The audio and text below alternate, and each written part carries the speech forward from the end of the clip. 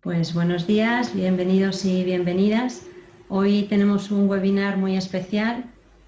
Pasamos la primavera encerrados sin poder disfrutar de la naturaleza y queríamos saber si la naturaleza disfrutó sin la presencia humana.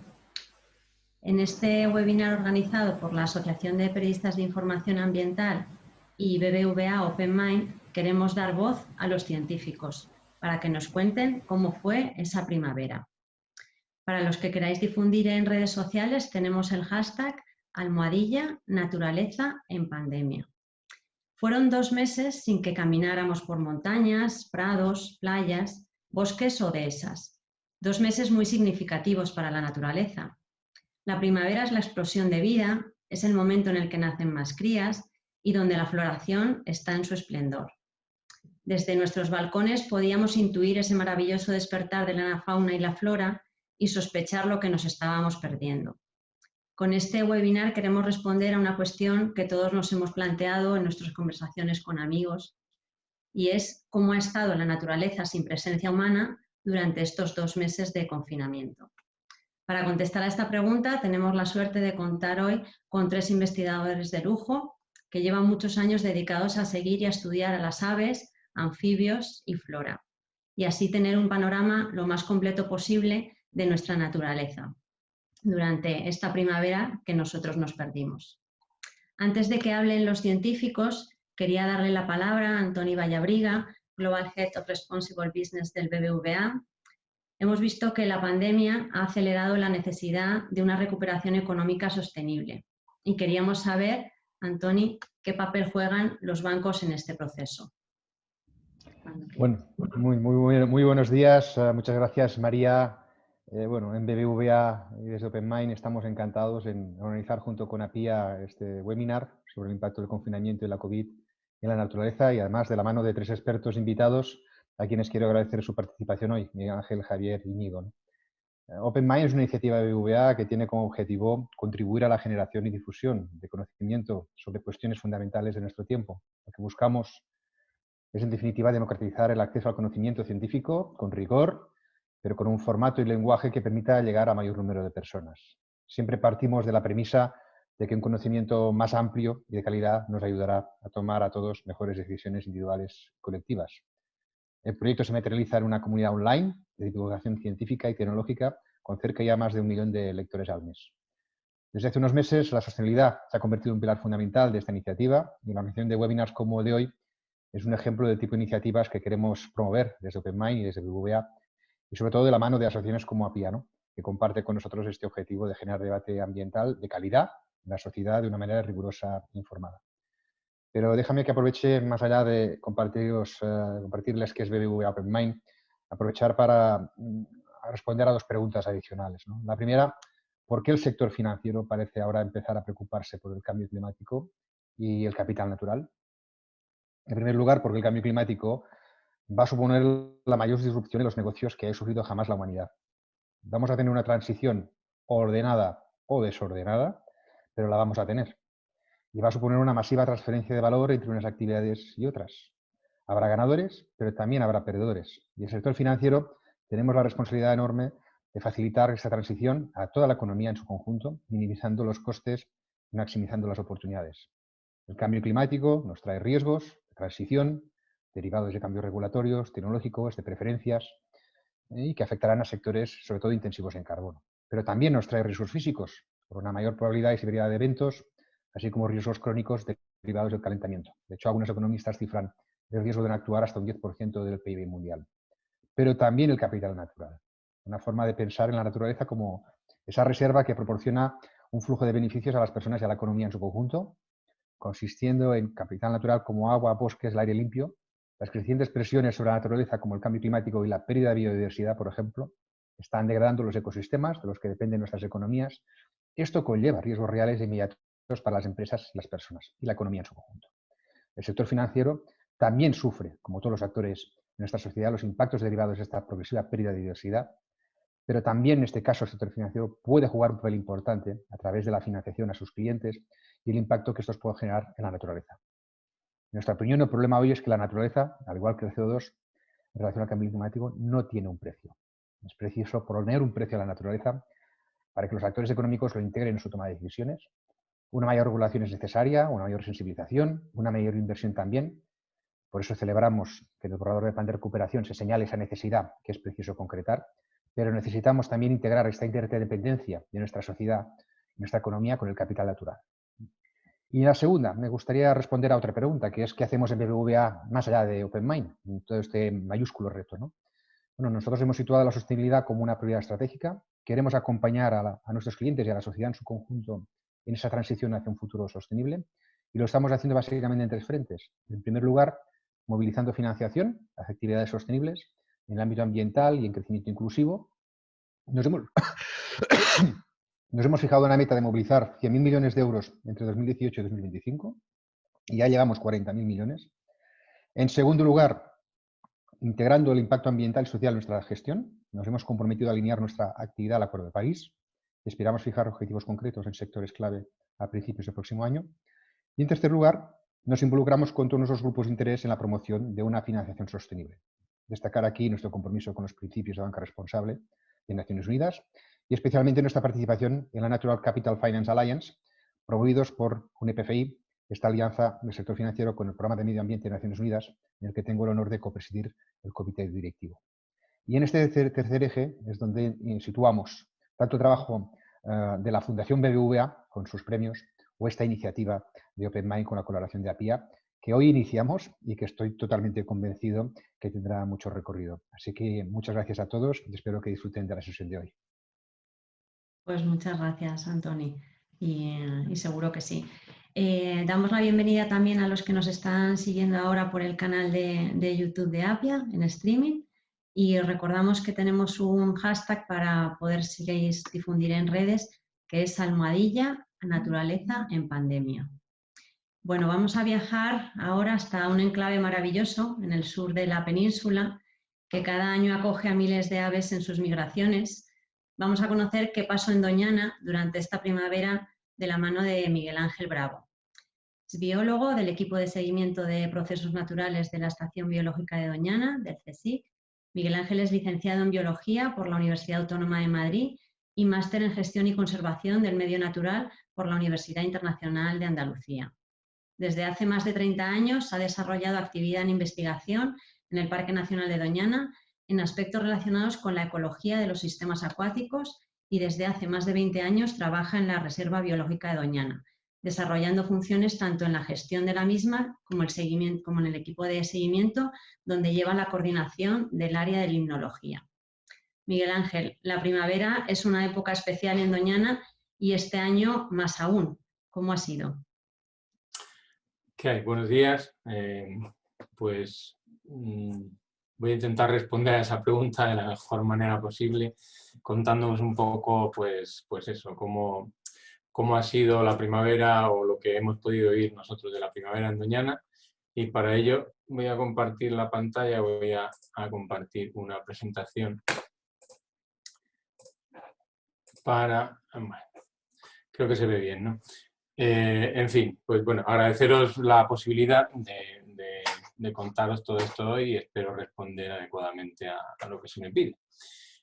Para empezar, pues bueno, como ya has dicho, trabajo en el equipo de seguimiento de procesos naturales de lo que sería la Reserva Biológica de Doñana, la ICTS, la Instalación Científico-Tecnológica Singular Reserva Biológica de Doñana, que es gestionada por la Estación Biológica de Doñana.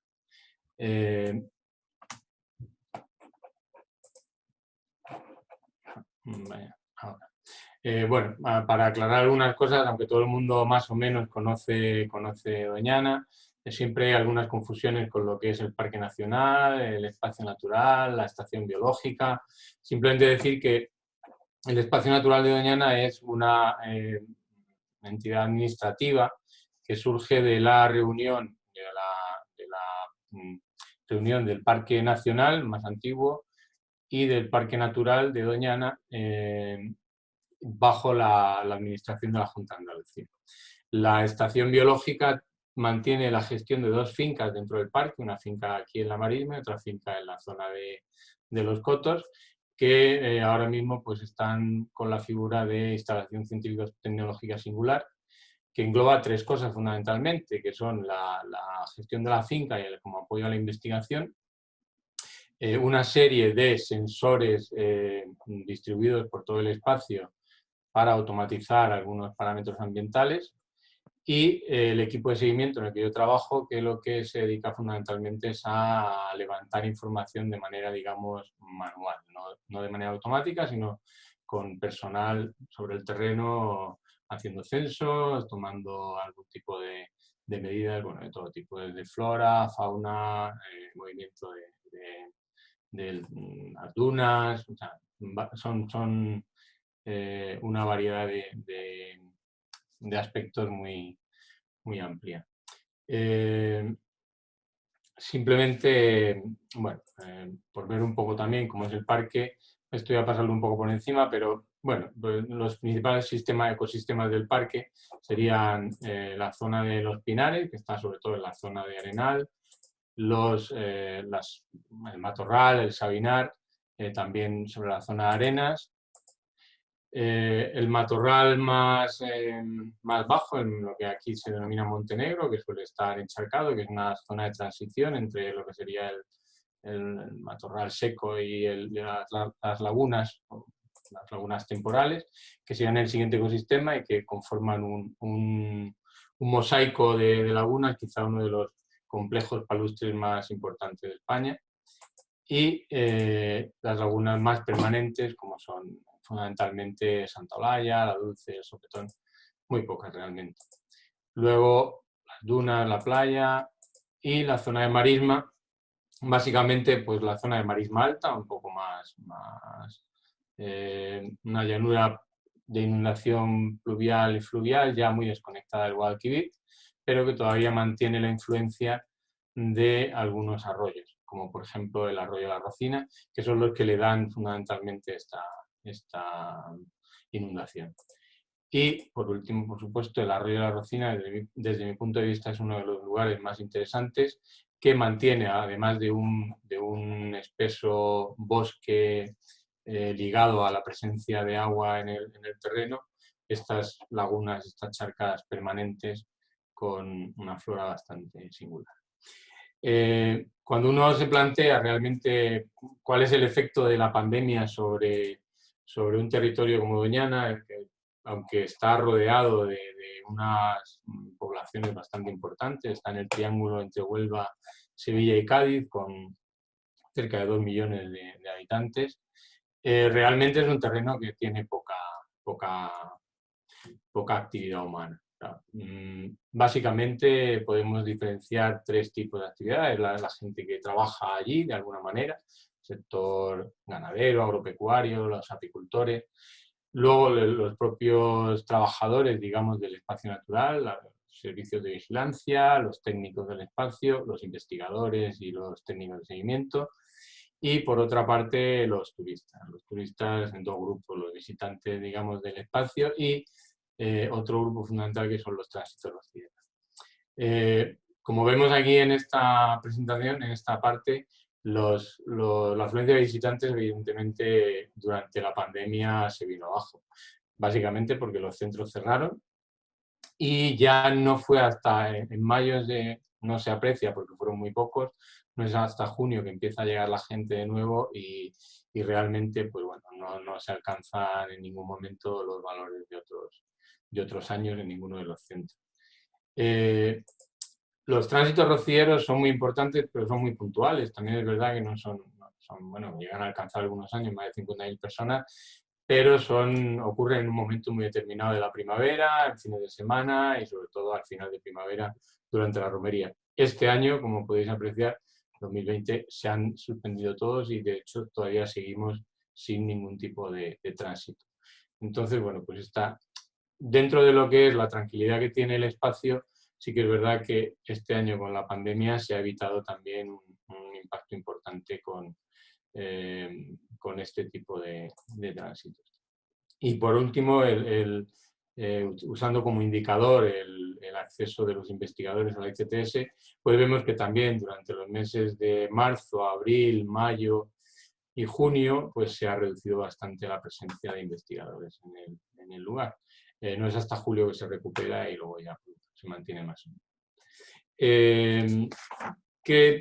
Claro, ¿qué es lo que ocurre? Nosotros estuvimos un tiempo también parados, de hecho el mes de abril algunos de los muestreos no se realizaron y ya a finales de mes volvimos otra vez.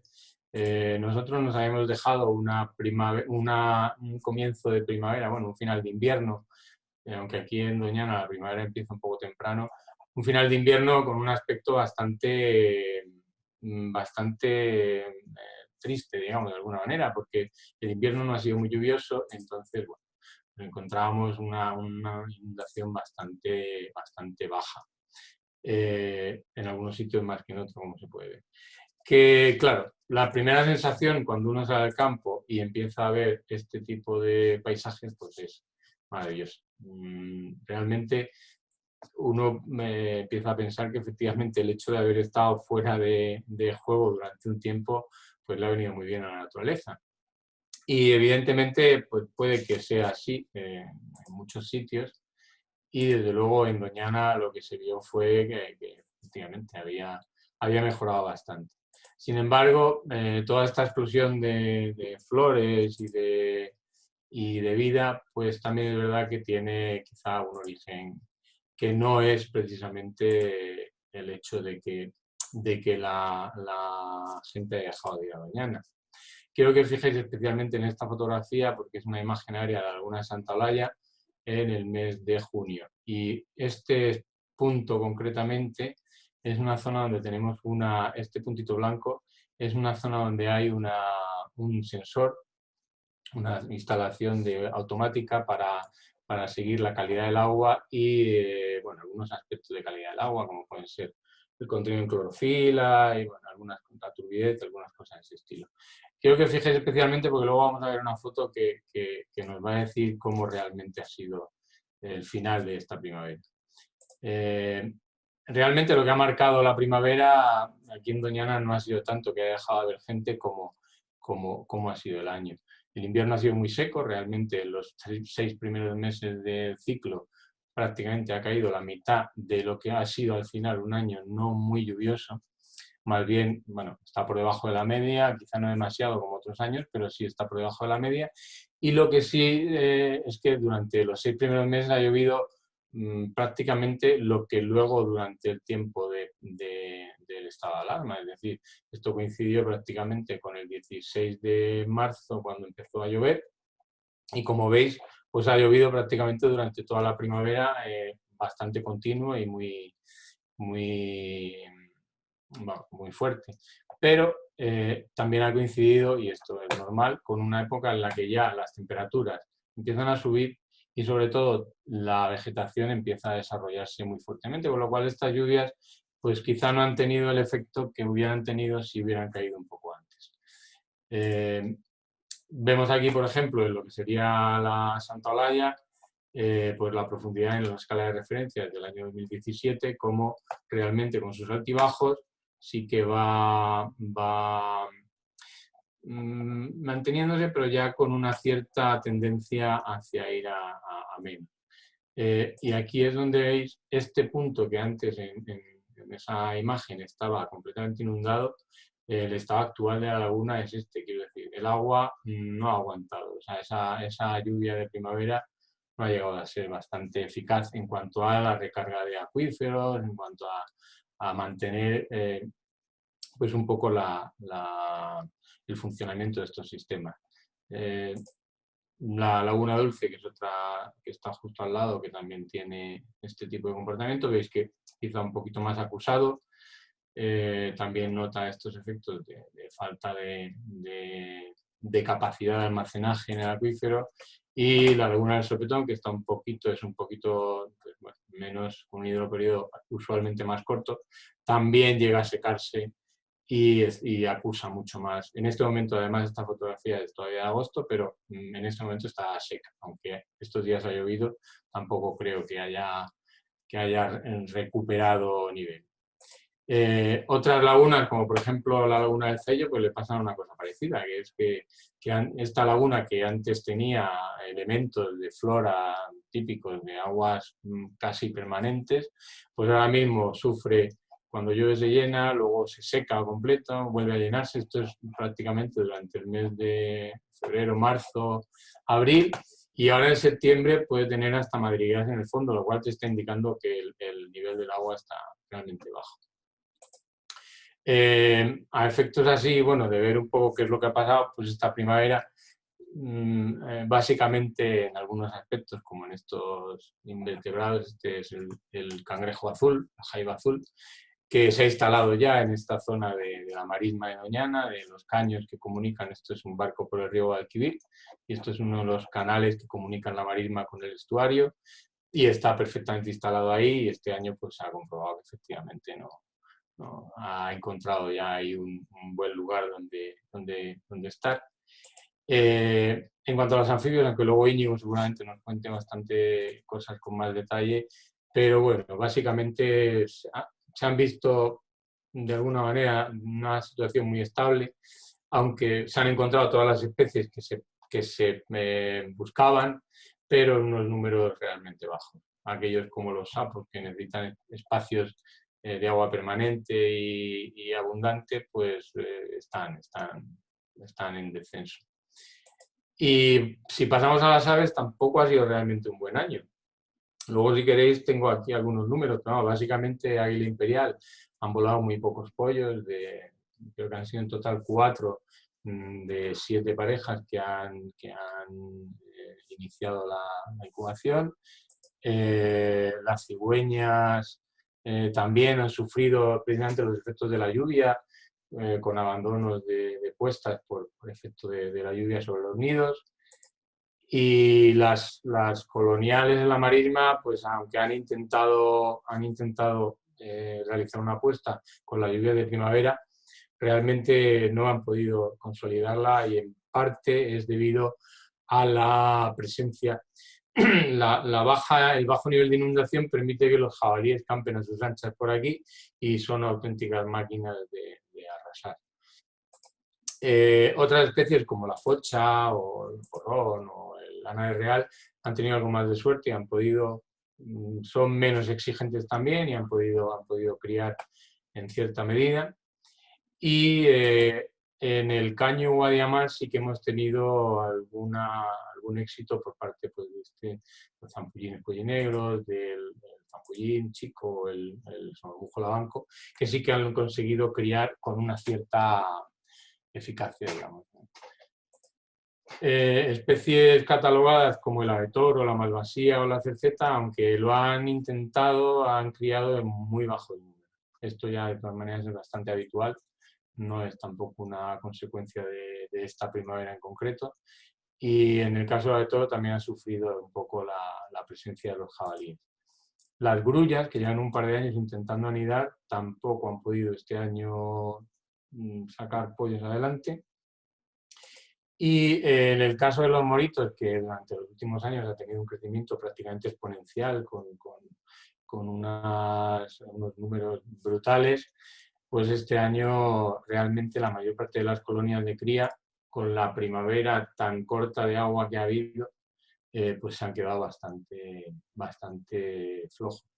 No han superado, creo que las 200 parejas, una cosa así, y sobre todo en una colonia nueva que se ha instalado al lado del Rocío, que es una zona que se beneficia primero de un tarajal de reciente desarrollo, y que el agua en la laguna delante de lo que es la aldea del Rocío se mantiene con bastante, pues debido a diversas cosas que podríamos pasar a discutir, pero fundamentalmente a que se ha generado una especie de tapón por sedimentos en esa zona de la laguna, acumula el agua ahí, la poca que cae, y es una zona que mantiene bastante capacidad de hábitat para estos organismos y otros coloniales también, como la cangrejera, las garcillas, las garcetas. Y ya por finalizar con otra especie que siempre ha sido realmente abundante en Doñana y que este año también está en términos muy bajos, que es la espátula, porque la mayor parte de sus colonias este año tampoco han tenido el éxito que debían y se ha centrado en, vamos, las pocas que han llegado lo han hecho en zonas cerca del río Guadalquivir, en unas colonias en la isla de Tarcia. Y realmente con respecto a las aves, poco más. La verdad es que no sé si han planteado una primavera un poco decepcionante para lo que podía haber sido, pero es verdad que Doñana no tiene mucha presencia humana de habitual y que realmente lo que más le está implicando su capacidad de mantener la biodiversidad que le ha dado fama es el cambio climático y la escasez de lluvias, que aunque es una cosa habitual en el clima mediterráneo, sí que es verdad que parece que se está agudizando con el paso de los años.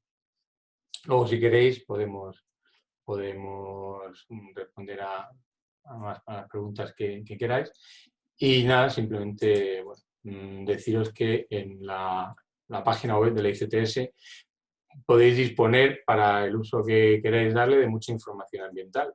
Todos los datos que nosotros tenemos son públicos y están o tratan de estar aquí recogidos de alguna manera. No en tiempo real, muchos de ellos, pero sí a través de las memorias y a través de bases de datos que se pueden usar tanto para investigación como para cualquier otro fin que se le quiera dar. Y poco más. Muy bien. Pues muchas gracias, Miguel Ángel, por todo el recorrido que nos has hecho.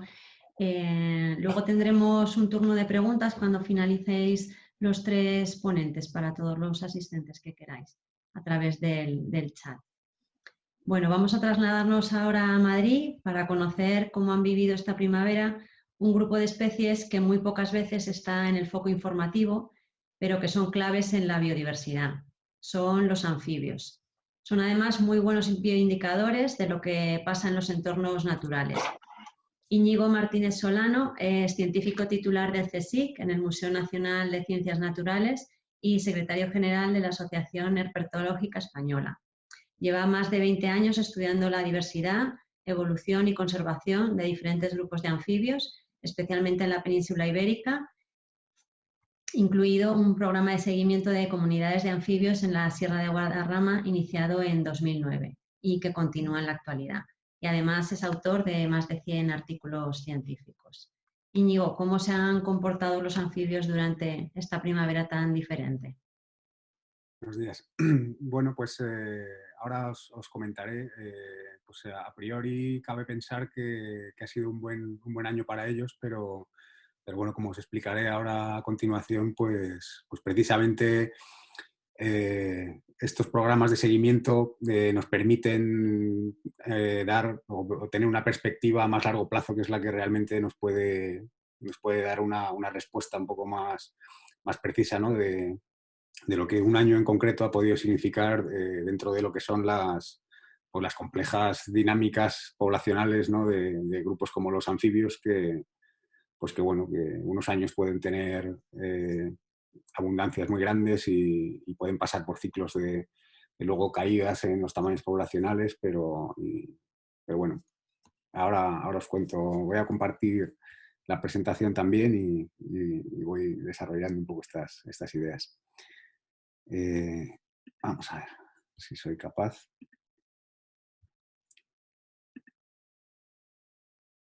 Vale, lo veis ahí todos bien, ¿verdad? Bueno, pues yo lo he titulado así, la presentación, ¿no? con signos de interrogación, precisamente por esta incertidumbre, ¿no? ¿Ha sido una primavera ganada para los anfibios? Pues bueno, como explicaré ahora, yo creo que hay motivos para pensar que sí, ha sido una buena primavera. Pero bueno, tendremos que hacer un seguimiento a más largo plazo y quizá en 2 o 3 años pues podamos tener una idea mejor de qué es lo que ha supuesto, ¿no? Este periodo de confinamiento o en este caso para nuestra población de estudio o nuestra comunidad de referencia en la Sierra de Guadarrama. Los anfibios sabemos que están en regresión a nivel global. por una combinación de múltiples factores, todos los cuales están relacionados directamente, como por ejemplo la destrucción de sus hábitats, o indirectamente, como el cambio climático con la actividad humana. Y por eso digo que en principio pues cabría esperar que una reducción tan importante de las actividades humanas más agresivas o más contaminantes como la que ha tenido lugar durante el confinamiento, pues podría tener consecuencias positivas para las poblaciones de anfibios. ¿Qué pasa? Que las poblaciones de anfibios se caracterizan por presentar fuertes fluctuaciones de abundancia a lo largo del tiempo, lo que hace difícil detectar declives poblacionales e identificar las causas subyacentes, ¿no? Cuando tenemos este tipo de patrones de abundancia tan cambiantes, pues resulta difícil separar lo que son fluctuaciones naturales en abundancia de declives reales. Esto es un debate que existió desde que se empezó a hablar del declive de poblaciones de anfibios en los años 90, sobre todo al principio. Entonces, responder a esta pregunta pues, requiere una perspectiva a largo plazo y basada en el seguimiento de múltiples generaciones consecutivas, ¿no? Y así podemos poner en contexto las observaciones de un año como este y profundizar realmente en el efecto del confinamiento en las dinámicas de las poblaciones de anfibios. Y en este sentido es importante, un elemento clave es el reclutamiento, ¿no? La incorporación de nuevas generaciones a la población, que en el caso de los anfibios es enormemente variable y depende de parámetros o de variables climáticas, como puede ser sobre todo la precipitación. Y de esto ya ha hablado algo antes Miguel Ángel, de cómo afecta esto a los sistemas acuáticos temporales de los que depende la reproducción de los anfibios, ¿no?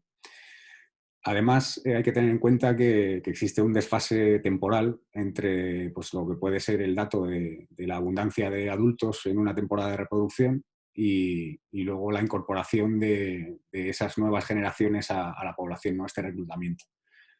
¿Cómo podemos documentar estos procesos? Pues mediante programas de seguimiento a largo plazo que nos permitan entender mejor las dinámicas poblacionales de los anfibios, que siguen siendo muy desconocidas para todas las especies ibéricas. Y de esta manera comprender mejor estas dinámicas poblacionales y qué factores las determinan.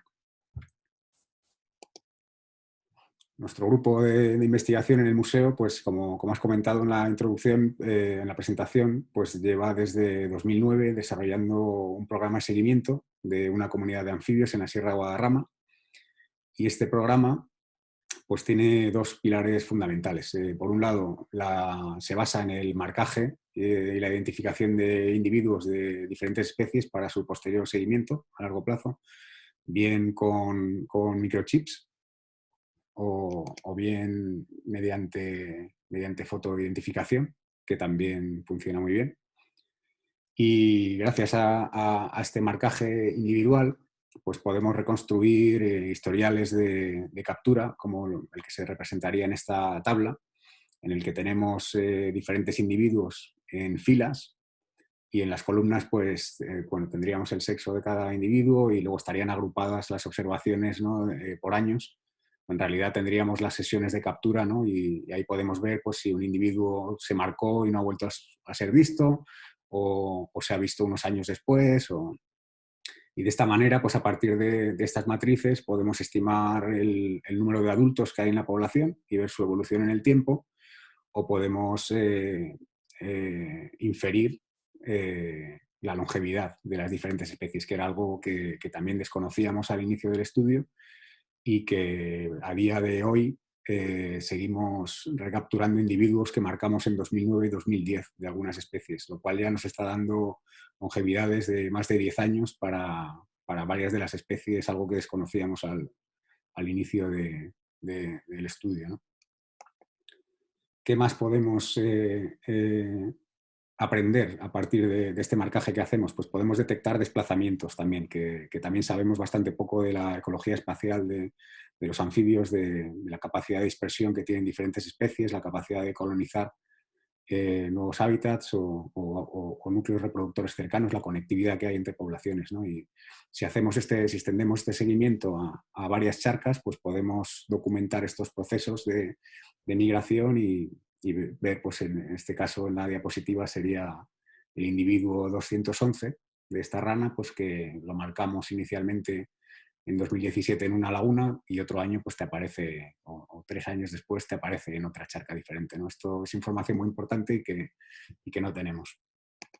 Y el segundo pilar fundamental de nuestro programa de seguimiento es la aplicación de herramientas moleculares al estudio, pues no solo para caracterizar la diversidad y la estructura genética de estas poblaciones que estamos siguiendo, sino también nos permite inferir algunos aspectos de su biología que son difíciles de observar y de cuantificar en el campo, como puede ser el éxito reproductor, que es un componente fundamental de las dinámicas poblacionales también y de su viabilidad a largo plazo. Entonces, gracias a los datos moleculares, por ejemplo, podemos inferir el éxito reproductor de cada especie a partir de la reconstrucción de pedigríes. Lo que hacemos es que genotipamos adultos y larvas en cada temporada reproductora y podemos inferir pues, quiénes son el padre y la madre de cada renacuajo. Podemos ver si hay monogamia, si son sistemas poligámicos y podemos relacionarlo con otros parámetros que registramos en el campo, como puede ser el número de puestas, que te está dando también una idea de lo bueno que ha sido el año en términos de reproducción para una población, ¿no? ¿Qué más podemos estimar a partir de los datos moleculares? Pues también tasas de migración entre poblaciones. Podemos genotipar individuos de diferentes charcas y podemos inferir qué tasas de migración históricas en las últimas 3 generaciones, por ejemplo, se han producido. Y esto nos ayuda a detectar posibles barreras a la migración, como puede ser el efecto negativo de las carreteras, ya que suelen causar mortalidad por atropellos. O también podemos detectar, gracias a estos análisis, pues corredores naturales que ayudan a mantener la conectividad entre núcleos reproductores, ¿no? Que también son muy importantes para la viabilidad a largo plazo de estas poblaciones.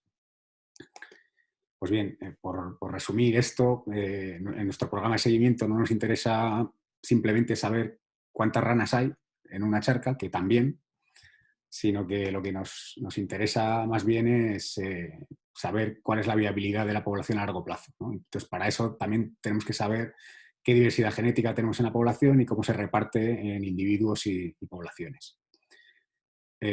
Con esta idea empezamos hace 10 años y bueno, pues ahora os contaré muy brevemente algunas cosas que hemos aprendido y en este contexto pues que podemos especular acerca de lo que ha podido suponer este año para estas poblaciones, ¿no? para esta comunidad de anfibios. Nuestra zona de estudio está localizada en la Sierra de Guadarrama, en la Sierra de la Cabrera, y en principio pues el programa de marcaje se lleva a cabo fundamentalmente en dos charcas temporales, la laguna de Valdemanco y una gravera naturalizada, que tiene una comunidad de 9 anfibios, de los cuales 2 solo aparecen esporádicamente como de paso, pero hay 7 especies que se reproducen habitualmente en estas 2 charcas.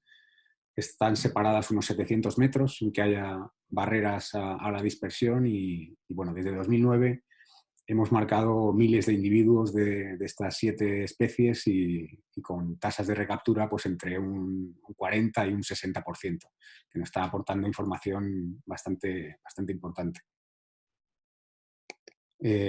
Por ponerlo así un poco, por poner alguna imagen, arriba estaría la laguna de Valdemanco, que es un sistema temporal que además de la cubeta principal pues se encharcan los prados de alrededor y es hábitat muy bueno para especies como sapo corredor.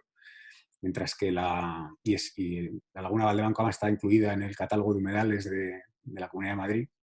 Por otro lado, esta gravera pues tiene un hidroperiodo algo más largo, lo cual es importante para el reclutamiento de algunas especies.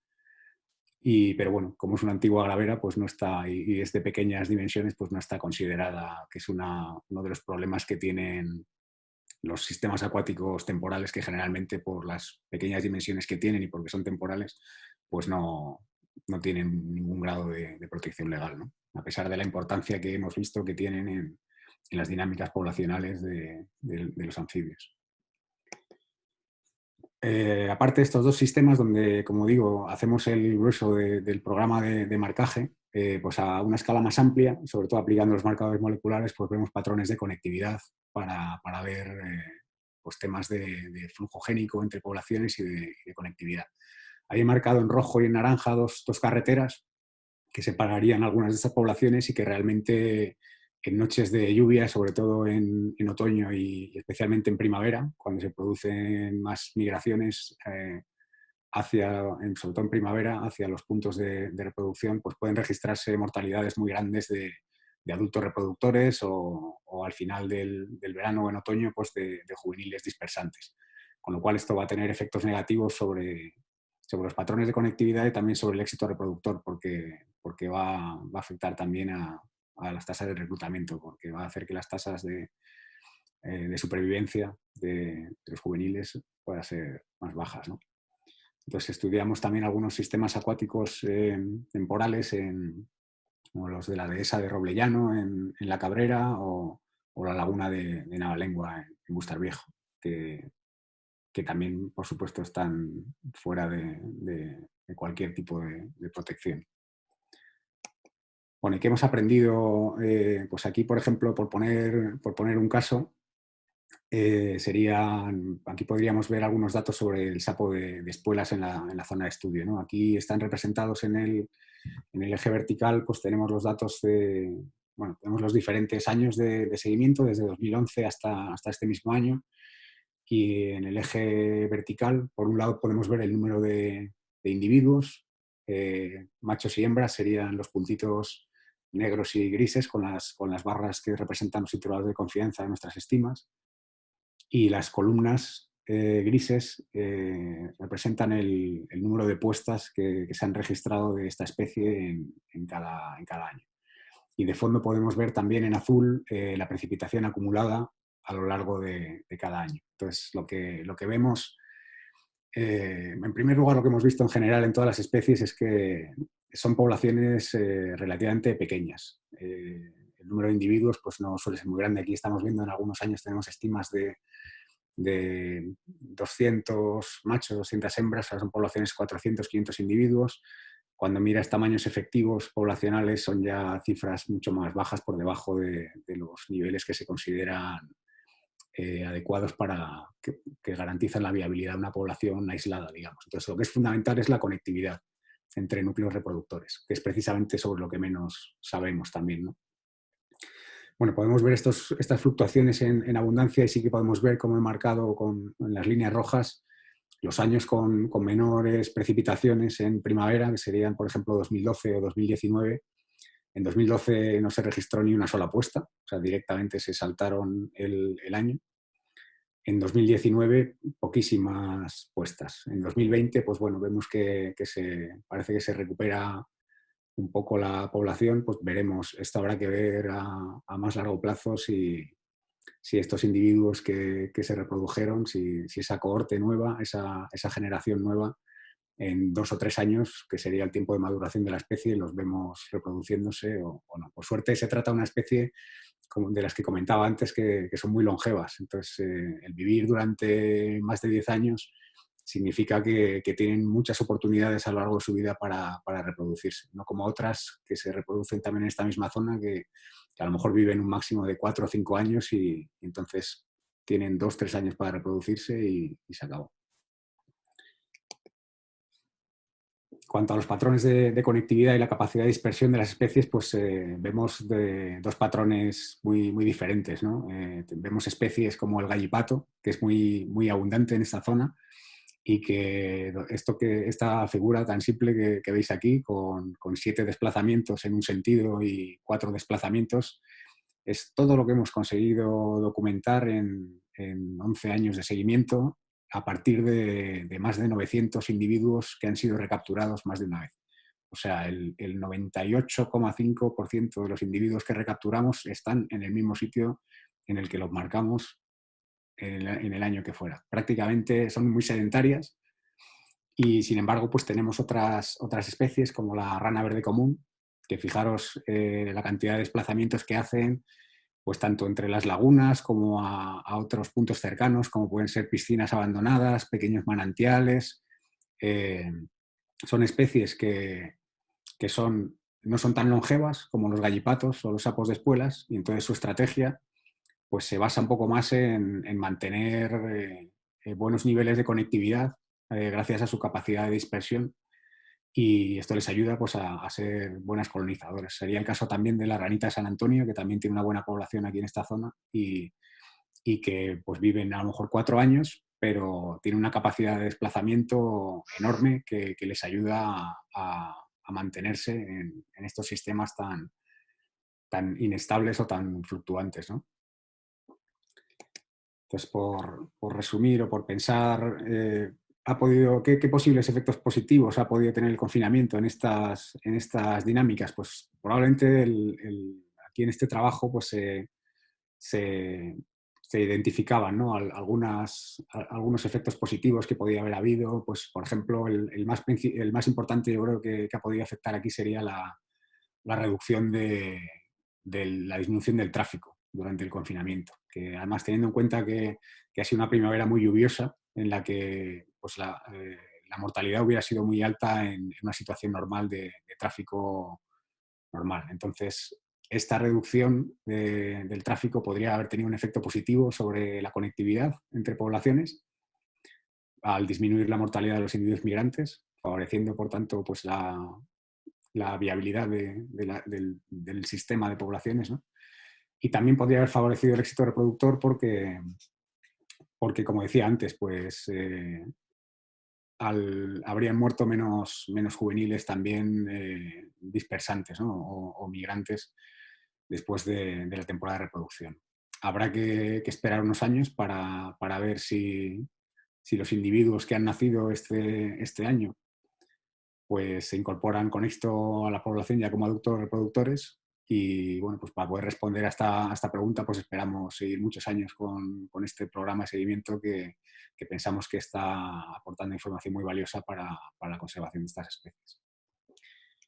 Y con esto, pues nada, os agradezco la invitación y la atención, y espero poder luego responder algunas preguntas acerca de este tema. Pues muchas gracias, Íñigo, y muy interesante, ¿no? Conocer también a estos anfibios. Para completar el recorrido por la naturaleza durante nuestro confinamiento, nos preguntábamos también cómo se habrían desarrollado los árboles y las plantas en nuestra ausencia.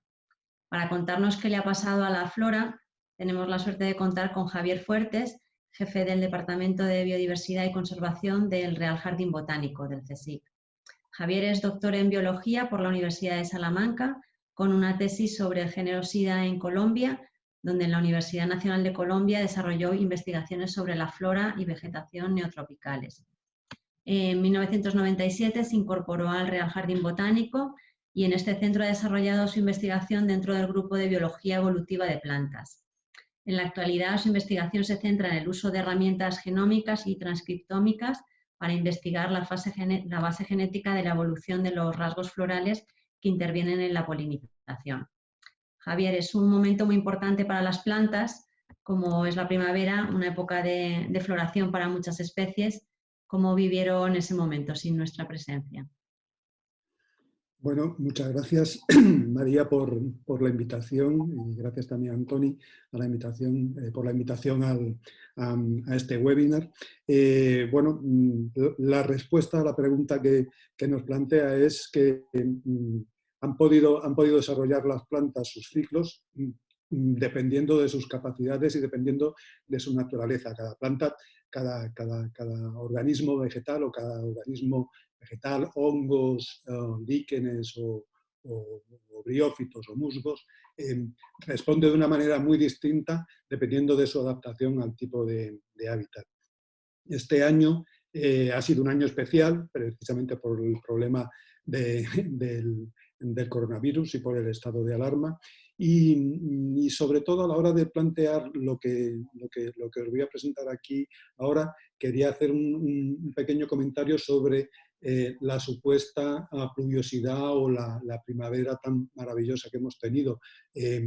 Esto ha sido así más o menos en lo que ha sido el territorio continental de España, pero en realidad tenemos que considerar que en otros lugares de España, como por ejemplo en las Islas Canarias, ha sido un año bastante seco. Nosotros estamos desarrollando allí un proyecto en la actualidad y muchas veces lo que consideramos que ha ocurrido en las áreas continentales no se corresponde con lo que ha ocurrido también en las Islas Canarias o en lugares donde ha habido una menor concentración de la pluviosidad. En concreto, según los datos de la EMET, aunque por ejemplo en la zona central y en la zona del Golfo de Cádiz, en el sudoeste, ha habido un aumento de la pluviosidad de hasta un 35% concentrado en los meses de marzo y abril, por ejemplo en Canarias, después de 5 años bastante secos, ha habido prácticamente no ha llovido nada durante la primavera y ha afectado a muchos organismos y a muchas plantas que dependen en gran medida de la pluviosidad anual. ¿Qué tipo de plantas ha sido la que más se ha beneficiado de los lugares donde ha habido menor actividad humana y mayor pluviosidad? Bueno, pues principalmente aquellas que tienen un ciclo de vida muy rápido, un ciclo de vida anual, y que son capaces de responder con mucha rapidez a estas situaciones favorables. ¿Qué plantas son estas que han sabido aprovechar este momento? Bueno, pues aquellas que habitualmente encontramos, que consideramos malas hierbas y que encontramos en los lugares donde están precisamente intervenidos por el hombre. Obviamente, cuando cesa la actividad del hombre, se dispara la capacidad de estas plantas para reproducirse y expandirse dentro del hábitat. También ha sido un año muy bueno en aquellos lugares donde ha habido precipitación para aquellas plantas que responden también muy bien a las condiciones de humedad. Estamos hablando sobre todo de los musgos, los líquenes, las algas que vemos en los muros, sobre las rocas, y hay una respuesta y ha existido una respuesta inmediata en cuanto a la expansión del terreno y del área ocupada por todas estas plantas. También veremos luego a un caso de plantas acuáticas que precisamente por una concentración de la pluviosidad ha dado lugar a un aumento en algunas de las poblaciones, algunas de ellas en especies amenazadas. Pero ¿dónde ha sido, donde más se ha notado o donde la mayoría de la gente ha notado el gran florecimiento de la respuesta durante la pasada primavera? Pues esto ha sido básicamente en los entornos urbanos. Voy a compartir la pantalla en este momento y presentar algunos.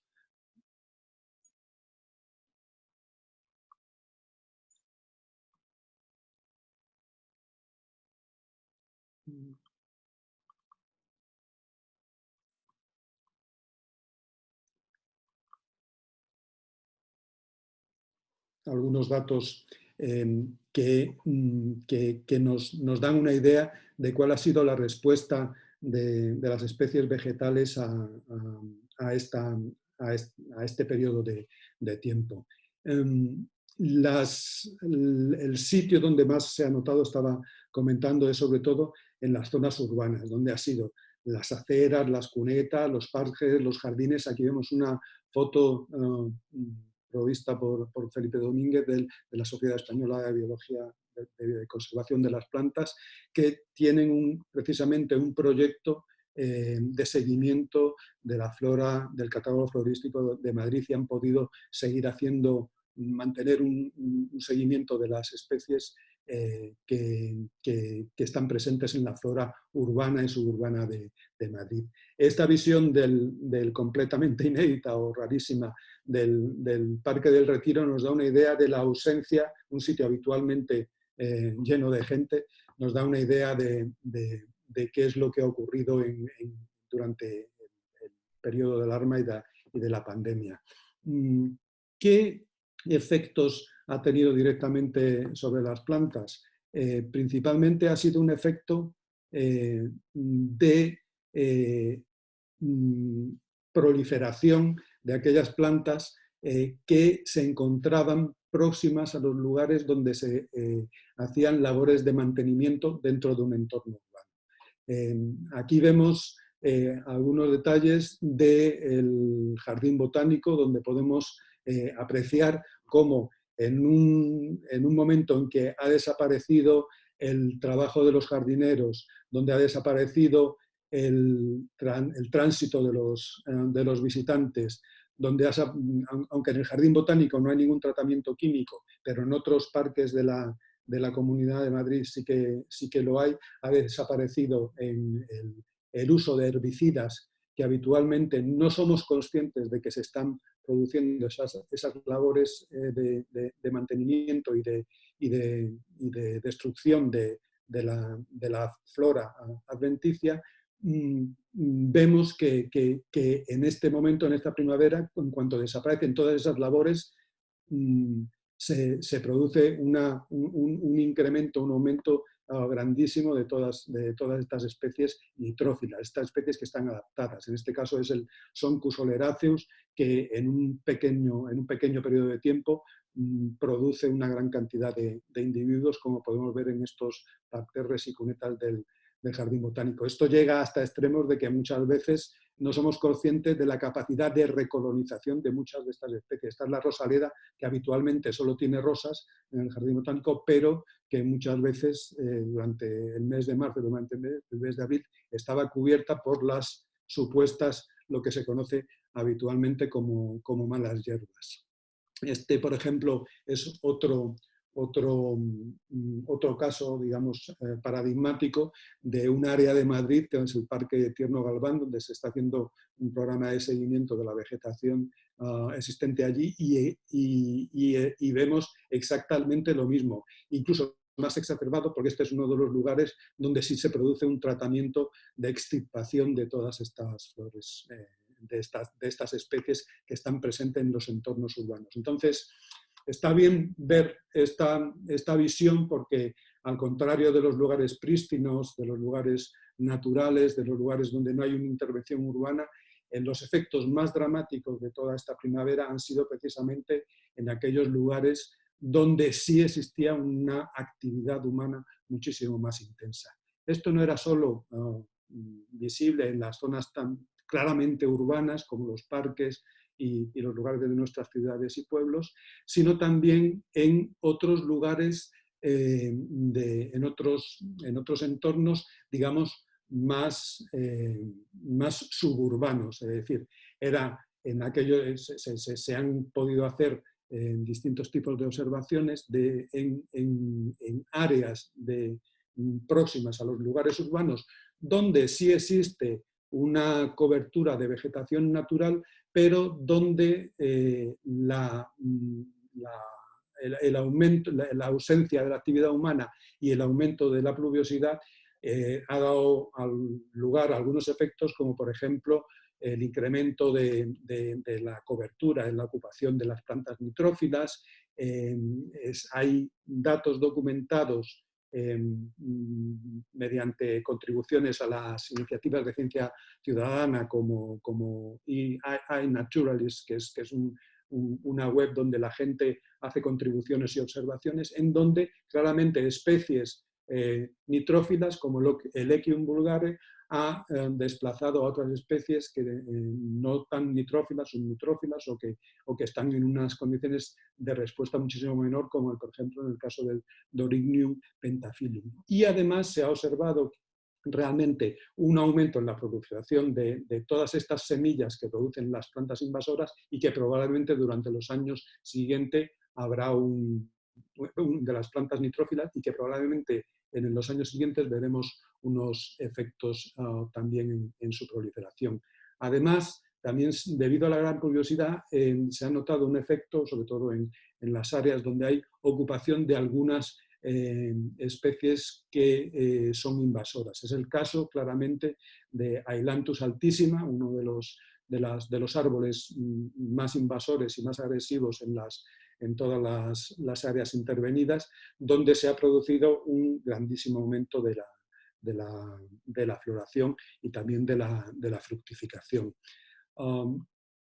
Es también en estos lugares donde hay algunos programas de seguimiento de la posibilidad de recuperación de especies autóctonas y en peligro de extinción y de restauración de ecosistemas, como es, por ejemplo, la zona de la dehesa de la Casa de Campo, donde se han podido recopilar datos donde intentando hacer un seguimiento de cómo se ha recuperado la vegetación en este área. Ahí se han observado dos cosas. Primero, no ha habido una recuperación de la zona de la vegetación herbácea autóctona en los lugares donde ha desaparecido el tránsito. ¿Por qué? Pues principalmente porque, a pesar de la gran pluviosidad, inmediatamente después ha habido un sobreuso de todas estas zonas próximas a los lugares urbanos, sobre todo debido a la compactación de los suelos, debido a actividades deportivas, debido al tránsito humano, al uso de bicicletas. Y esto ha redundado en que no se ha notado un gran aumento en la recuperación de vegetación, digamos, no anual, vegetación que debería de estar allí independientemente de si hay pluviosidad o no.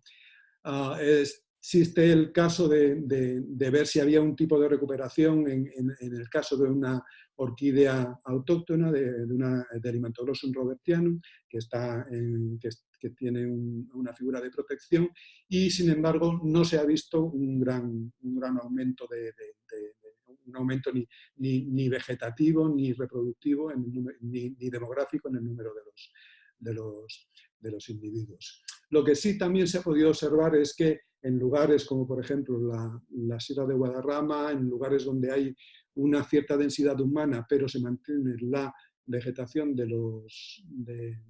autóctona con un cierto vigor, una gran proliferación de algunos de los animales que son visualmente menos atractivos o que llaman menos la atención, pero que tienen una gran importancia en el mantenimiento de los ecosistemas, y son los insectos polinizadores.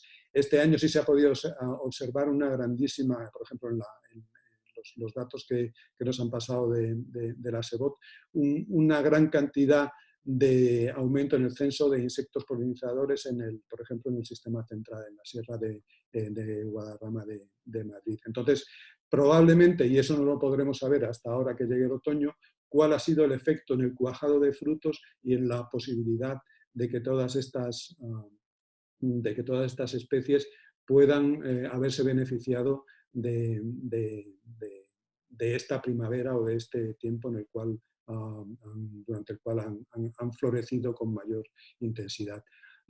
Hay que mencionar, sin embargo, que ha habido un cierto desfase, porque mientras que las lluvias han estado concentradas sobre todo en marzo y abril, los picos en insectos y las floraciones han estado un poco retrasadas. Entonces, no está claro todavía, y aunque me han pasado datos y todavía no han sido analizados, y solo hay observaciones muy individuales y muy aisladas acerca de la posibilidad de que haya habido un mayor cuajado de frutos y una mayor aportación al banco de semillas que se mantiene en los suelos en estos lugares.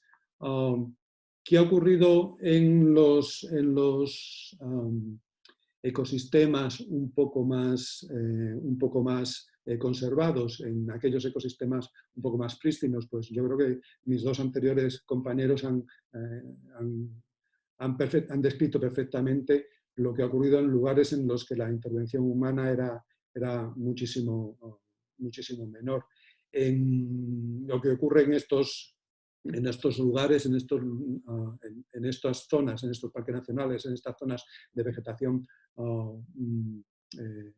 mucho mejor conservada y con un ecosistema con una mayor cantidad de especies vegetales y especies animales, donde se produce donde existe una composición mucho más estable, mucho más rica en cuanto a las relaciones entre las especies que participan en el ecosistema, es que se ha mantenido lo que ocurre en los lugares protegidos. Se ha mantenido un equilibrio mucho más robusto y el efecto de esta ausencia de actividad humana ha sido mucho menor, manteniéndose básicamente lo que son los ciclos anuales, debido a la capacidad precisamente de absorber los impactos que ocurren en los ecosistemas maduros, donde una gran biodiversidad sirve como colchón, como tampón, para que efectos agudos que ocurren bien de sequía o bien de aumento de la pluviosidad durante el año no tengan efectos visibles a largo plazo, sino que simplemente se cambien las frecuencias en las dinámicas de las poblaciones, pequeños cambios en la composición de las comunidades, tanto animales como vegetales, pero sin un gran efecto. Como he mencionado antes, sí valdría la pena mencionar el caso de, por ejemplo, algunas observaciones que me han pasado compañeros de la Sociedad Española de Botánica y la Sociedad Española de Biología de la Conservación de las Plantas, en los cuales se han podido registrar algunas nuevas poblaciones precisamente de aquellas especies que sí dependen mucho más de lo que son el aumento de la pluviosidad, en concreto pues de una lismatácea que está también protegida, el Luronium natans, el llantén acuático, que en una región donde existen muy pocas, en un área donde existen muy pocas poblaciones, como es la frontera entre Segovia, Ávila y Madrid, en la Sierra de Malagón, se ha podido detectar en determinados lugares unas nuevas poblaciones y una proliferación y floración de bastantes nuevos individuos. Esto digamos, es un efecto directo de lo que se ha producido durante esta primavera. Otro caso también que llama la atención, sobre todo también porque son especies en principio que se conocen de muy pocos lugares, ha sido la detección en la provincia de Huelva de una nueva población de unas orquídeas, lo que es las Serapias verde, que el nombre científico es Serapias Perez-Chiscanoi, que está también con una figura de protección y que recientemente, precisamente este año, debido a la gran pluviosidad y debido también a la ausencia de paso en determinados lugares donde está presente y a la ausencia probablemente también de determinadas labores agrícolas, ha sido posible detectar nuevas poblaciones que no eran conocidas y que van a contribuir a la expansión del área de esta especie protegida.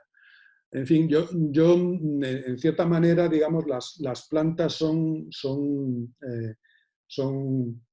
organismos muy resilientes y dependiendo de sus ciclos vitales responden de una manera muy, muy distinta. En esta breve intervención y debido a que tampoco los programas a largo plazo de seguimiento todavía no tienen datos completos de los ciclos, no me atrevería a decir que este año ha tenido una influencia decisiva ni en la destrucción, ni en la conservación, ni en la proliferación de determinadas especies. Pero sí, respondiendo a la pregunta inicial, sí sabemos que ha sido simplemente un año bueno en la España continental. También quería mencionar un efecto quizás indeseado de lo que ha sido la ausencia de actividad humana, un efecto indirecto, pero que a efectos de conservación sí tiene pienso, importancia, y es que la ausencia de actividad humana se refiere también a lo que son las labores de vigilancia de los lugares protegidos. Ha habido una cierta ausencia de personal de vigilancia, de personal de mantenimiento, de autoridades de orden público, y eso ha dado lugar, en algunos casos, a algunos abusos y algunos atentados también en forma de delitos ecológicos. A principios de este año conocimos por la prensa distintos sucesos que ocurrieron, por ejemplo, en cuanto a la extirpación de cantidades masivas de hongos, de setas en el sistema ibérico y en el sistema de Prepirineo, precisamente debido a la ausencia de testigo y a que las labores de vigilancia en cierta manera se habían reducido debido a la ausencia de personal adscrito, ¿no? También otro efecto quizás que se ha dado indeseado también ha sido la sensación, y en esto sí creo que es el foro adecuado, la sensación de que para la restauración de la economía, de los efectos negativos que ha tenido la pandemia, se deben, en cierta manera, de hacer la vista gorda sobre las reglamentaciones de conservación. Todas las actividades agrícolas, todas las actividades de conservación, todas las actividades económicas asociadas al medio ambiente deberían tener en cuenta que solo son posibles o solo son sostenibles a largo plazo si se produce realmente un respeto por los ecosistemas. La única posibilidad de que mantengamos a largo plazo no solo la economía, sino ya la supervivencia de nuestra sociedad como tal, se basa en la necesidad de respetar los servicios provistos por los ecosistemas, sean bien ecosistemas prístinos, donde hay mínima intervención humana, o sean también ecosistemas urbanos, periurbanos, suburbanos o agrosilváticos de mantenimiento de las labores agrícolas. Y ese era un poco mi mensaje a la hora de transmitir cómo ha podido afectar esta primavera tan especial que nos ha tocado vivir en el año 2020. Veremos a ver cómo será la primavera del 2021. Eso nos va, lo que sabemos ahora nos va a dar muchas pistas sobre lo que va a ocurrir el año que viene.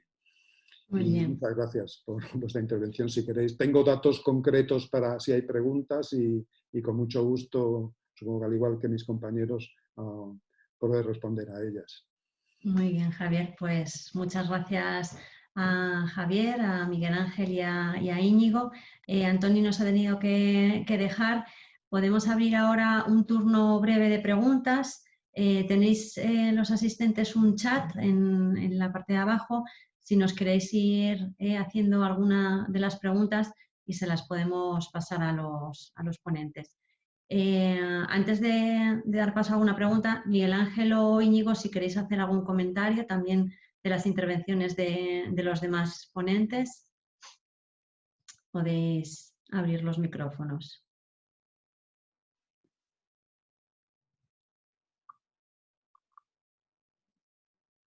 ¿Alguno de los tres quiere hacer algún comentario? Nada. Pues nada, Javier, simplemente cuando hablabas ahora en las zonas urbanas que hemos visto proliferar las malas hierbas, ese nombre no sé si es adecuado ponérselo como tal, ¿no? O si realmente cumplen una función entre la flora. Son especies, digamos, no deseadas, por eso se llaman malas hierbas y proviene digamos, de la jerga asociada al trabajo de agricultura. en general son las plantas que nosotros no cultivamos o que no promovemos. En los entornos intervenidos por el hombre realmente siempre se aprovechan de este tipo de hábitat, y son plantas que a su vez lo que han venido a aventajar, a sacar provecho del hábitat humano. Son plantas que en su hábitat natural se adaptan a condiciones ricas en nitrógeno, a suelos ricos en nitrógeno, a suelos removidos, con ciclos de vida muy corto, y muchas veces estas plantas tienen además la curiosa cualidad de que en cierta manera son como los precursores de aquellos cultivos, de aquellas plantas que pueden ser aprovechadas como cultivos por el hombre, precisamente por estas capacidades que tienen que adaptarse a los entornos agriculturales. Entonces, bueno, son plantas, son viarias, pues las llaman muchas veces viarias porque aparecen en las vías, en los caminos, en las cunetas, pero realmente es parte de nuestra vegetación y son simplemente especies adaptadas a un hábitat muy específico, que es el que hemos creado nosotros como hombres. Mira, nos pregunta Sara González si quizás haría falta un periodo mucho más largo de ausencia de personas, ¿no?, de la presencia humana, para que pudiéramos notar las consecuencias en zonas urbanas y en zonas suburbanas. Si quizás solamente con 2 meses no es suficiente para que se note ese impacto en la naturaleza. ¿Alguno de los tres se anima? En el caso de los anfibios, ya he comentado que bueno, en realidad, como habéis visto, de lo que dependen un montón sus dinámicas poblacionales es del régimen de precipitaciones, sobre todo las primaveras, las precipitaciones durante el invierno y inicios de primavera son fundamentales, hasta el punto de que puede una especie no reproducirse en un año dado simplemente porque no ha llovido cuando les toca a ellos, ¿no? Hay algunas especies que pueden a lo mejor tener un segundo pico reproductor durante el otoño, pero aquí por la Sierra Guadarrama es relativamente raro. Más a largo plazo, bueno, en realidad, también, como hemos visto, un año bueno para especies de ciclo corto, digamos, las que viven menos años, puede ser la diferencia entre que se mantenga un núcleo de reproducción pequeño, aunque su supervivencia a largo plazo dependa de lo interconectado que esté con otros próximos, pero realmente una primavera buena, como ha podido ser esta, pues bueno, le da continuidad a ese núcleo y es realmente importante. Para especies más longevas, pues bueno, pueden aguantar varios años secos o varios años malos y esperar a su momento, ¿no? Pero bueno, ya digo que en el caso de los anfibios hace falta continuar el seguimiento a más largo plazo para ver realmente si esto ha calado o no ha calado. Miguel Ángel, te preguntan si tenéis datos. Mira, José Manuel López Cózar pregunta si hay datos sobre el comportamiento de los acuíferos en Doñana. Sí, bueno, datos hay. Evidentemente, Confederación tiene un programa de seguimiento, un programa de seguimiento de niveles en el acuífero desde, bueno, pues no sé exactamente si, pero vamos, desde mediados, yo creo, del siglo XX. O sea, que hay datos sobrados para saber cómo se está comportando. Otra cosa ya es que los modelos que se aplican para ver digamos, predecir el comportamiento futuro funcionen mejor o peor, pero sí sabemos cómo está funcionando y, bueno, pues evidentemente hay zonas en las que el acuífero está en un claro descenso, sobre todo las más afectadas por la agricultura de regadío, zonas donde está relativamente estabilizado y las menos zonas donde está en recuperación o o que de alguna manera se comporta de manera natural. El acuífero de Doñana es un acuífero muy amplio, son más de 2.000 kilómetros cuadrados, y realmente, claro, no se comporta como una única masa de agua en el tiempo y en el espacio, sino que está como dividido en compartimentos y tiene un comportamiento muy, muy heterogéneo en el espacio y en el tiempo. Pero sí, datos hay sobrados para saber que hay un problema. Bastante grave, además. Bueno, pregunta Dori Gascueña si, bueno, que habéis sido bastante prudentes, ¿no?, a la hora de valorar la influencia de este parón humano en fauna y flora. Y parece que, bueno, a través de redes sociales, los distintos canales, los ciudadanos, bueno, pues hemos visto imágenes muy sorprendentes, ¿no?, de fauna salvaje, bueno, pues campando por pueblos o por ciudades. Si estos episodios consideráis que son algo anecdótico y que, bueno, si se podría decir que alguna especie ha reconquistado alguna ciudad o simplemente es una anécdota. Bueno, pues yo en mi opinión, yo creo que en la mayor parte de los casos, evidentemente, no ha pasado de ser algo anecdótico en el sentido de que no está sostenido en el tiempo. O sea, evidentemente cuando se abandona un espacio por cualquier motivo, ya sea por un confinamiento o simplemente por cualquier otro motivo, la flora y la fauna tienden a recolonizarlo porque tienen sus mecanismos para ello y porque además es que, digamos que están diseñados para eso. Otra cosa es que con el tiempo eso se mantenga o sea sostenible. Es verdad que ha habido muchos efectos así, muchos vídeos y mucha información acerca de, pues eso, cabras por mitad de una ciudad bueno, otro tipo de animales. Aquí, por ejemplo, pues se han dado casos de linces incluso que han llegado a estar instalados en jardines y en solares de los pueblos del entorno. Evidentemente eso no pasa de ser una cosa temporal, afortunadamente también para nosotros y para ellos. Y sobre todo para ellos, ¿no? Comentan, Javier, que parece que el confinamiento ha tenido más consecuencias para la naturaleza negativas, ¿no?, por la ausencia a lo mejor de esos cuidados en los jardines o bueno, una relajación en las reglamentaciones que unos efectos positivos.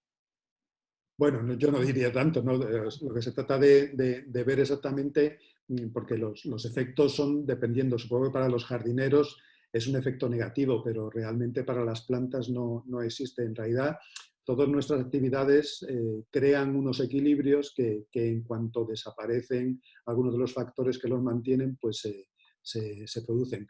Sí, realmente ha habido efectos no deseados o efectos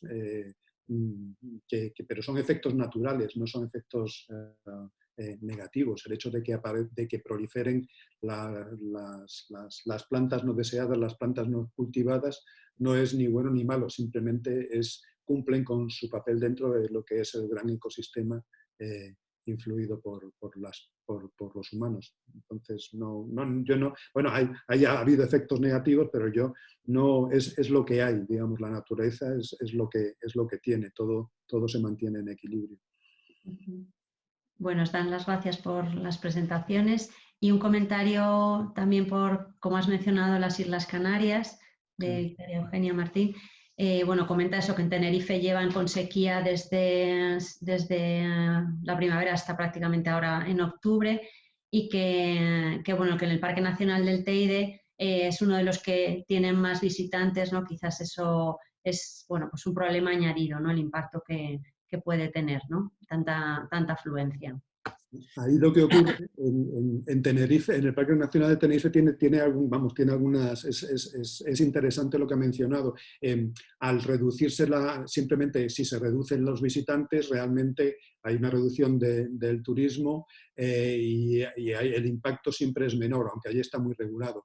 El Parque Nacional de Tenerife tiene otro problema muy grave, digamos, que a mi juicio es que debería ser considerado con bastante seriedad, y es que existe una serie de prácticas como las que son la traslación de colmenas desde de las personas que llevan a cabo esta actividad económica de producción de miel, la traslación de colmenas, el traslado de colmenas a las regiones dentro del área del parque, y eso produce una disrupción terrible sobre las redes de polinizadores en las regiones más altas del parque.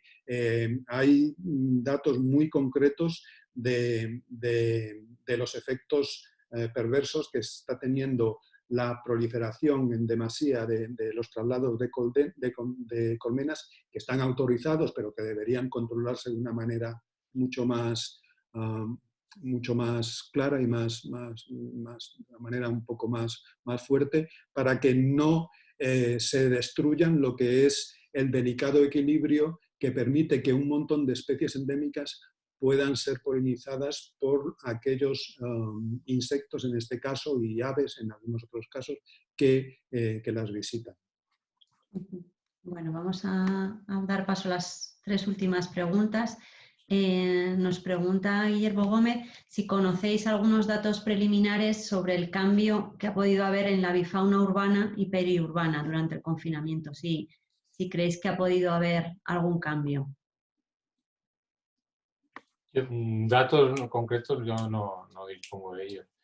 Y, hombre, el cambio, pues hombre, supongo que sí, que algún cambio sí que habrá, pues, siempre y cuando, y más, sería mayor si el confinamiento se hubiera mantenido durante más tiempo. Pero teniendo en cuenta que tampoco hay, vamos, yo no tengo así una conciencia clara de que la actividad humana esté, digamos, impactando negativamente en estas especies. Por lo tanto, tampoco tendría que ser un impacto muy intenso. Quizá de aquellas que se favorecen de la actividad humana en la calle, no sé, se me ocurre pues algunas que puedan estar alimentándose de basura o de desechos, pero no veo yo. El cambio de hábitos no parece, ¿no? No parece. Y nos preguntan también por el tema de los atropellos, si quizás ahora puede haber algunas especies que estén más confiadas, ¿no? Y que puedan, bueno, habituarse a cruzar unos espacios, unas carreteras, que luego cuando volvemos otra vez a salir y a utilizarlas, pues se pueden producir más atropellos. Bueno, en el caso de los anfibios no creo realmente que ellos sean conscientes, ¿no? o se puedan habituar, ¿no? a esto. No tenemos datos. El problema para evaluar esto también, por eso decía que, bueno, que es más una suposición, que no tenemos datos concretos porque no hay datos de referencia, ¿no? de lo que sería el volumen de atropellos en un año normal y lo que habría sido durante estos meses, porque además tampoco hemos podido salir a comprobarlo. Simplemente como dato decir que esta misma semana, con lo que ha llovido, hemos salido las 2 últimas noches por nuestra zona de estudio y sí hemos podido encontrar ya montones de individuos, pues, de sapo corredor, de gallipato, de sapo de espuelas, atropellados. Es lo que pasa en esta época. En Madrid, de hecho, había una población de sapo común muy abundante por la zona de San Martín de la Vega, en la carretera, en la M301, en la que por estas fechas, con las lluvias de final de verano, otoño, pues durante la migración de los sapos comunes hacia la zona donde luego se reproducirán en febrero o así, se han ido registrando cientos, miles de atropellos, hasta que en los últimos años prácticamente ya ni se ven por la carretera. O sea, es un problema realmente muy grande y que en este sentido un descenso de actividad y de los niveles de tráfico en carreteras como estas pueden tener un efecto muy importante sobre la demografía de estas especies. Miguel Ángel, no sé si... Sí, yo quería comentar, porque sí que me parece que efectivamente, o sea, y esto es una sensación cuando vuelves a la calle después de esto, sí que es una sensación, aunque no hay datos concretos, de que sí se ven más animales atropellados. pero de datos concretos sí que es verdad que, por ejemplo, simplemente y de este animal se conocen todos, del lince sí que se ha visto que ha habido, no solo después, porque los linces se pueden haber confiado, sino durante la pandemia, y quizás es porque los conductores se han confiado. Han confiado que las carreteras estaban muy vacías y eran para muy pocos, y quizá en este, bueno, sin apuntar a nadie, pero realmente quizás sí que ha habido ahí un poco de carta, de manga ancha a la hora bueno, pues de no tomar las debidas precauciones. Y durante el periodo del estado de alerta se atropellaron, creo que fueron cuatro animales, y hasta ahora, después de aquello, han llegado hasta 10. Entonces, bueno, pues no deja de ser un problema. Esto en el área de Doñana, ¿eh? No estoy hablando de toda España. Yo creo que son números muy elevados. Y ya digo, que no solamente es que la fauna se pueda haber confiado, que eso, pues quizá en un momento dado los más confiados acaban, sino que también los conductores se confían. En los dos casos, sí. Las dos últimas preguntas, Íñigo, te preguntan si sería efectivo construir pasos para anfibios en las carreteras de Madrid para reducir los atropellos. Desde luego, sí. Y en ese sentido lo primero que hace falta es, y desde la Asociación Herpetológica Española se está trabajando en esto ya, en tener un listado de puntos negros y actuar ahí directamente. Son medidas que en algunos sitios han estado funcionando, por ejemplo en el Parque Regional de la Cuenca Alta del Manzanares, que había un problema con la población de sapo común precisamente allí, y gracias a la instalación de barreras se ha podido recuperar esa población. Entonces es fundamental para que no pase lo mismo que ha pasado en la 301, por ejemplo, con esta población que comentaba. Bueno, vamos a terminar con la última, si os parece. Es para Javier por el tema de las plantas de cultivo, en el caso de, por ejemplo, con las cosechas. Si habéis notado un cambio también a mejor o a peor en las cosechas de fruta, por ejemplo. O eso cómo está ese tipo de... Yo no tengo información precisa de esto, únicamente lo que he podido leer en la prensa o lo que de seguimiento de los medios de información, son realmente, depende del tipo de cultivo, el tipo de cosecha, lo que ha ocurrido. Realmente ha sido una primavera muy lluviosa, si acaso un poco con unas lluvias un poco tempranas, y eso, y luego lo que supongo que lo que son los cultivos de recogida temprana, pues les habrá venido muy bien. Los cultivos de recogida más tardía, como supongo que cosechas de oliva, o sea, lo que es aceituna y lo que es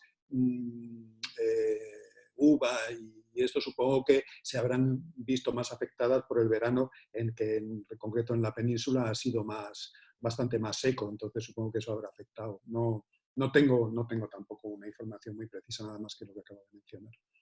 Muy bien.